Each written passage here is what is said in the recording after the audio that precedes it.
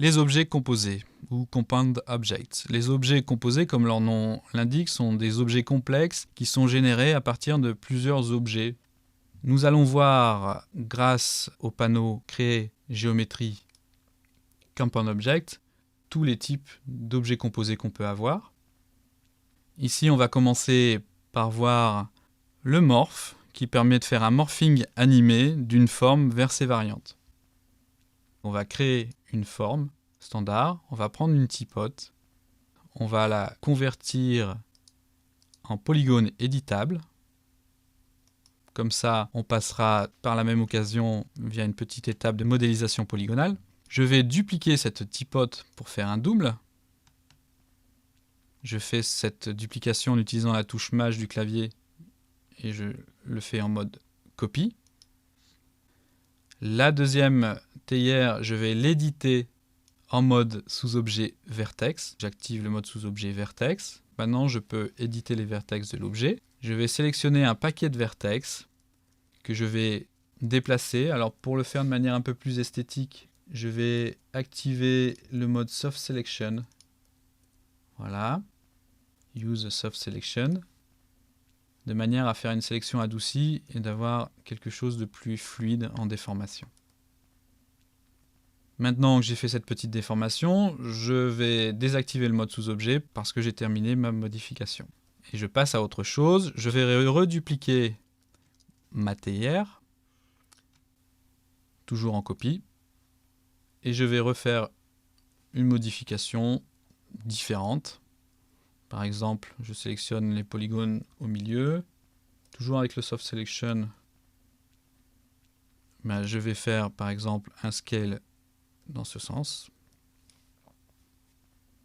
Et je termine ma modification en désactivant le mode sous-objet vertex. Voilà, donc j'ai 3 variantes de ma typote.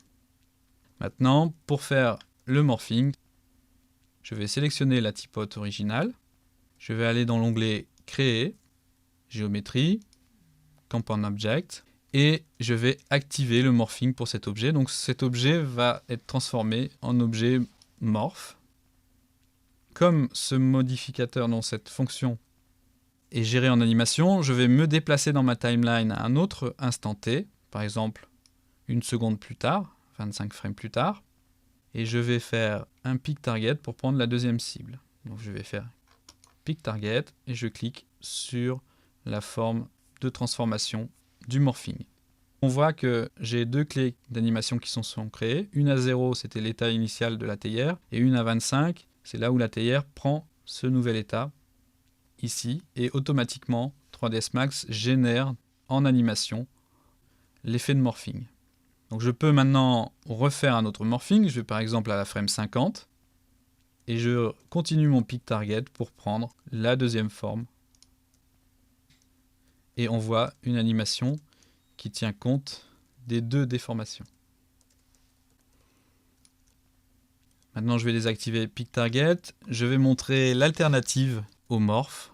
Donc, je vais revenir à 0. Plutôt, je vais faire plusieurs undo. CTRL Z, CTRL Z, CTRL Z. Donc, je reviens avant le morph. Donc, je vais maintenant faire la méthode alternative qui passe par le modificateur morpher.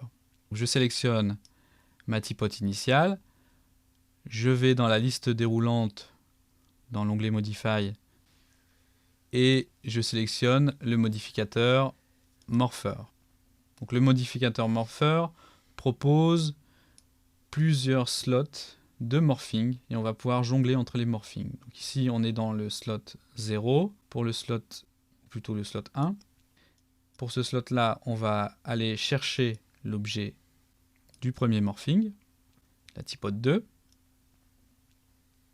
Et après, dans le slot ici 2, je vais aller chercher le deuxième état de morphing.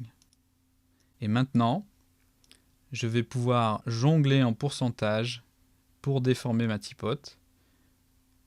De 0 à 100% pour la première déformation et 0 à 100% pour la deuxième modification. Je peux cumuler les deux. Le morpher est beaucoup plus intéressant. Et après, je pourrais créer manuellement mes clés d'animation.